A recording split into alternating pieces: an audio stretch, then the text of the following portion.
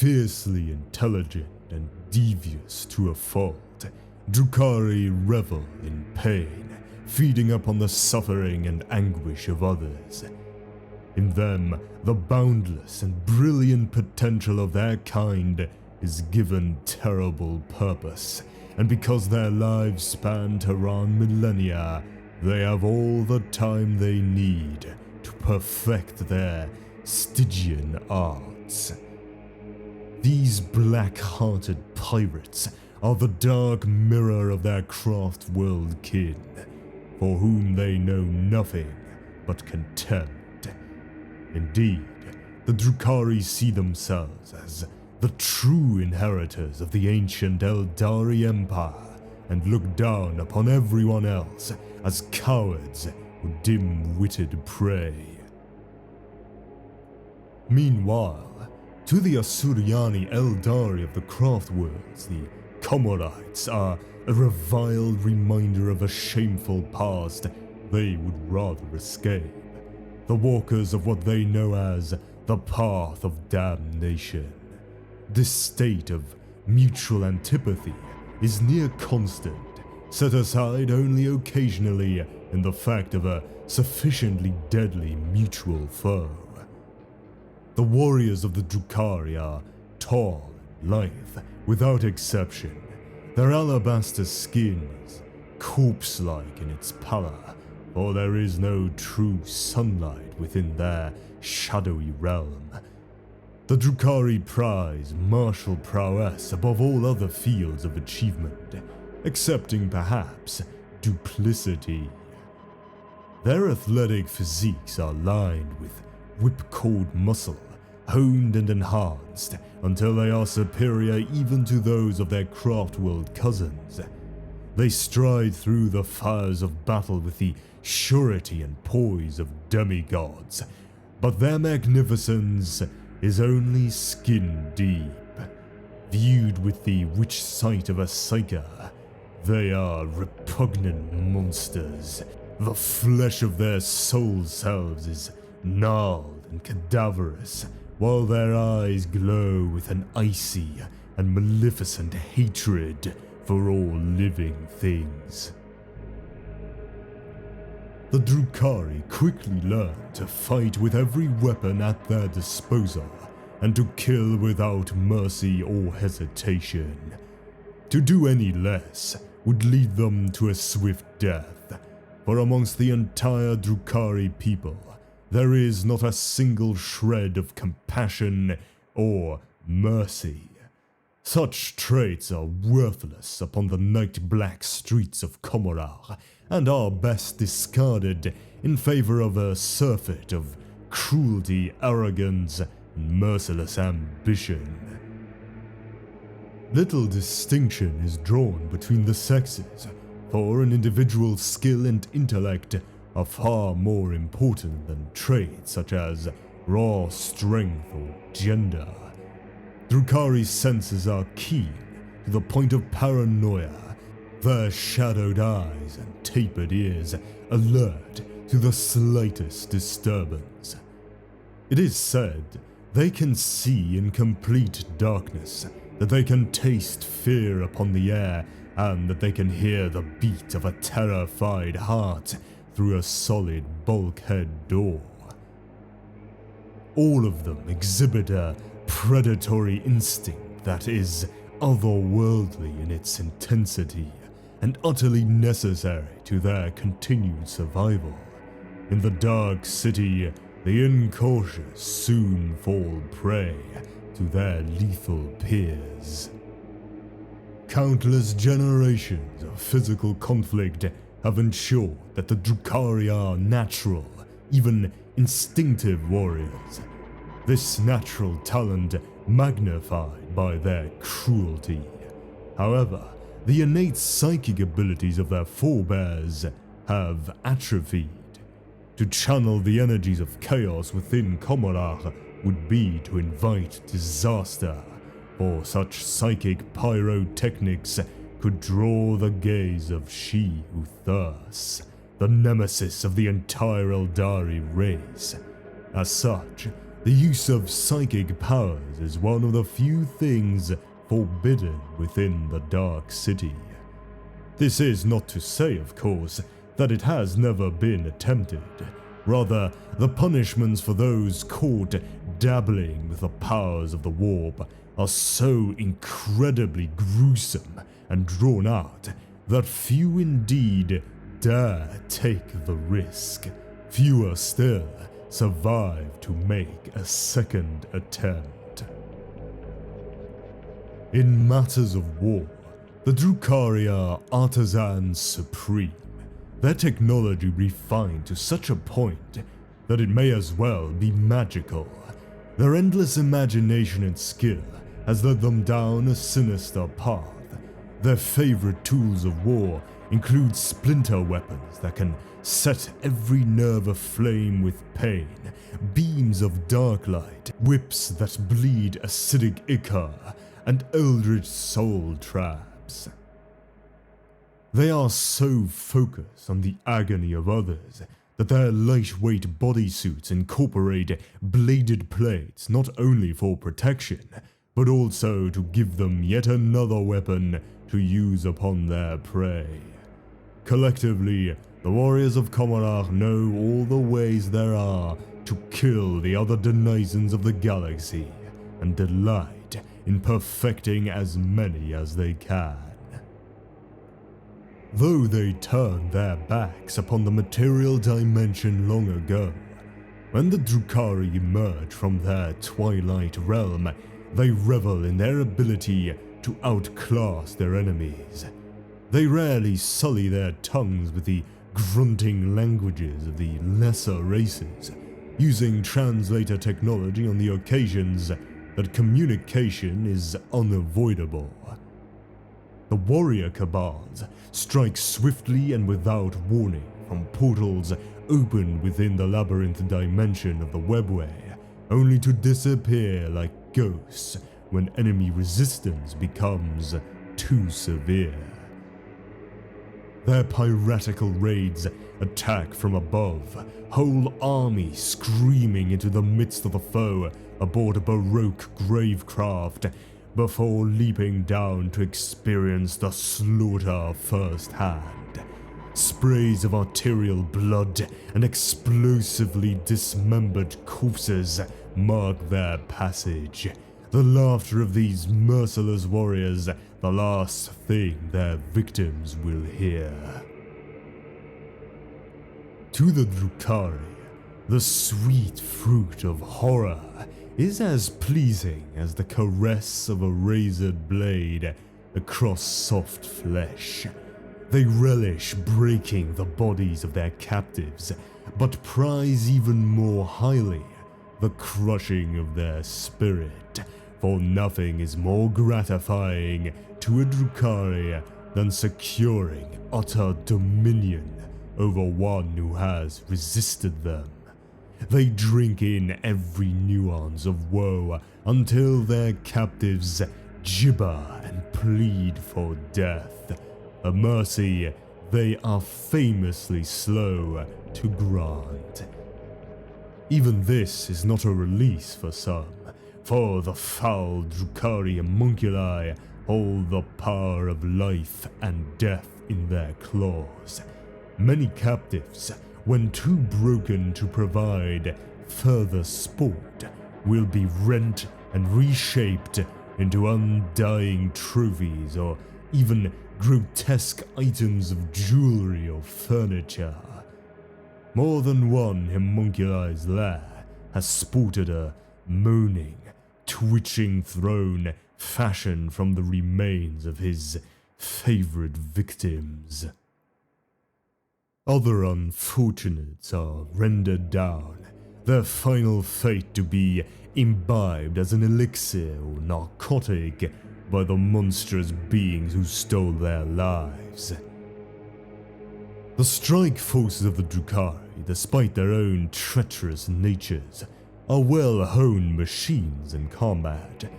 Raids are planned meticulously by the archons and succubi that lead them, and hidden routes through the webway are opened in readiness for the attack. Only the most capable Drukhari warriors are recruited for each incursion into real space, for to fail in such an invasion is to bring one's own entire cabal that much closer to annihilation in the Byzantine politics of Commodore. Working together ensures that not only is the greatest amount of suffering inflicted upon the forces of real space, but also that the greatest number of victims can be taken back to the Dark City. Personal vendettas are engaged once more only after all of the captives have been divided, for over all other things, the Drukhari must have fresh souls to keep themselves from the clutches of she who thirsts. The Cabals regularly launch fresh piratical raids into real space, and there is much to be gained for an individual Drukhari for being part of such an effort. The thrill of hunting the lesser mortals of the universe, the chance to personally capture new slaves, which adds to their personal wealth, and the joy of unbridled destruction for its own sake. Over time, the Drukhari begin to suffer more and more from the thirst. They develop an all-consuming, ever-increasing need to drink the psychic emanations of anguish and horror emitted by the souls of other beings. It is postulated that the cause of this is the Chaos God Slaanesh, the great enemy of the Eldari, who leeches the soul essence of the Drukhari while they still live because of their pursuit of the hedonistic and sadistic activities that strengthen the power of the Dark Prince. Drukhari drink the dark emotions released by the souls of other sentient beings to stave off this leeching, perhaps by sating the thirst of Slaanesh, or perhaps by replenishing the essence of their own souls with that of the consumed one. Slaanesh will also consume the souls of Drukhari whole, should they die. They are long-lived, but not immortal. Drinking souls has a rejuvenating effect that reverses aging. Thus, they need not fear falling into the clutches of Slaanesh due to the death from old age, if they have a constant supply of souls, of course. The usual source of these souls are those of the many captives taken as slaves during their raids. Naturally born Drukhari are rare, due to the long gestation period of the Eldari infant. The ones that are naturally birthed from their mother's wombs, known as trueborns, are often very privileged in their society because of the circumstances of their birth, and many are the descendants of the ancient Drukhari noble families. As such, they are arrogant and see themselves as far better than the majority of their kind, who are born in amniotic gestation tubes and whom the trueborn call the halfborn. Due to the constant and high death among Drukhari as a result of their vicious and amoral culture, creating new Drukhari using in vitro fertilization is necessary to maintain Commodor's large population. Most halfborns serve as slaves and manual laborers unless they can find another way to climb the Dark City's strict societal hierarchy. Due to this prejudice, the Trueborn often gather only in squads of other Trueborn within the Cabals and serve as the elite Cabalite warriors that escort their Cabal's Archon into battle and serves as his most elite unit of warriors.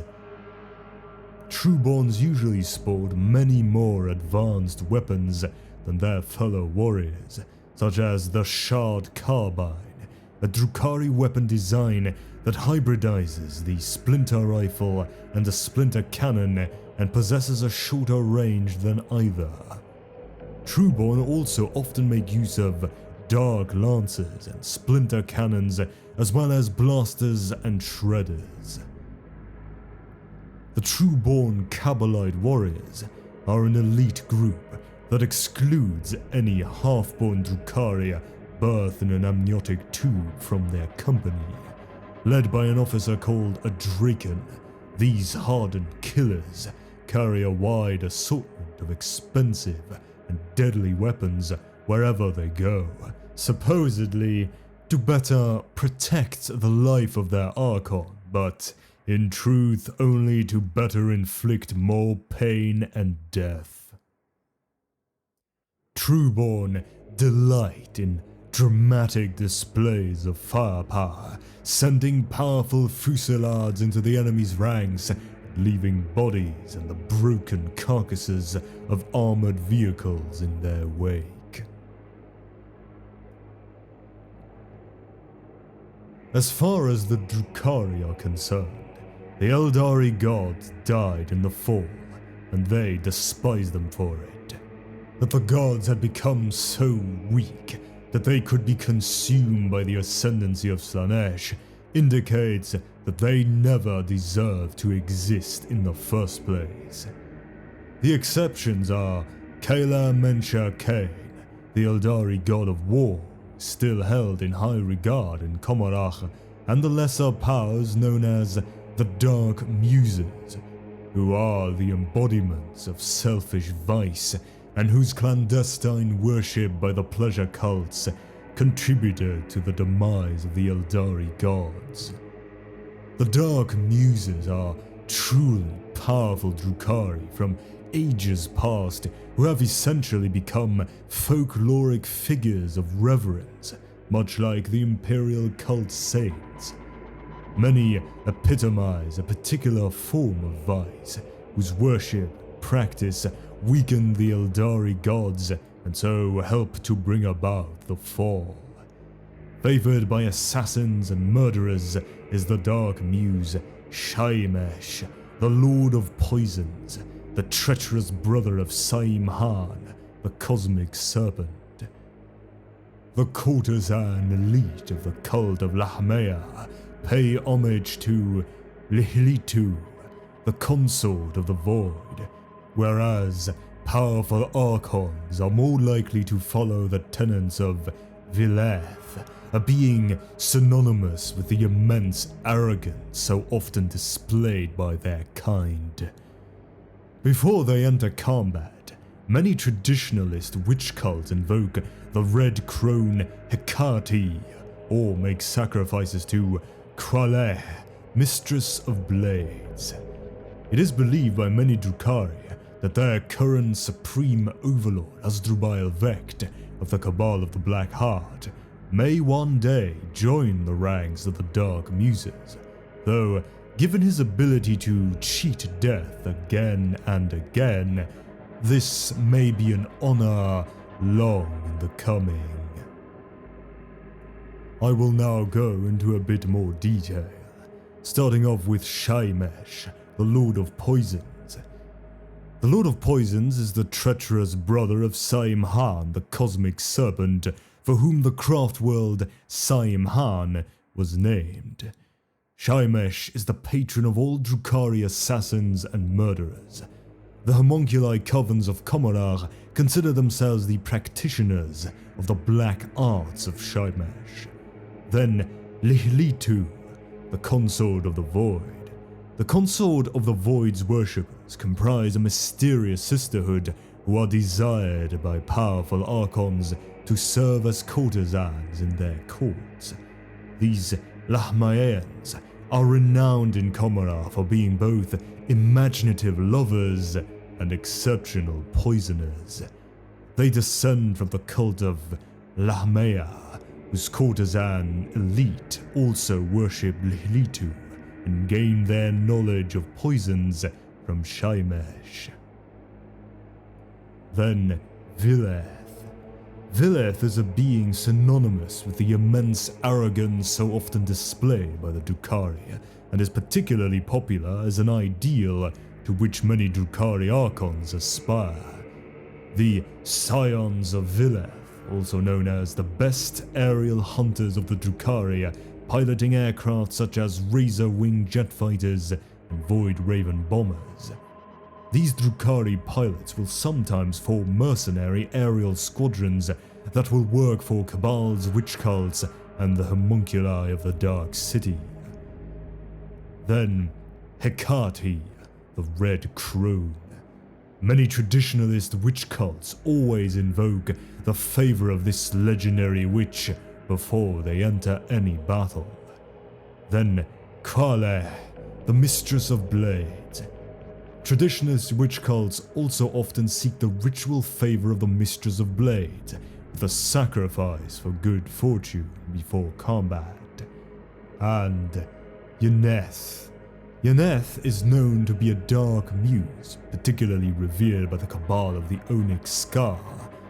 It searches for her ashes in the warp rift known as the Screaming Vortex in the Segmentum Obscurus, where they are rumored to be held in a chalice on the pirate-held world of Sackgrave.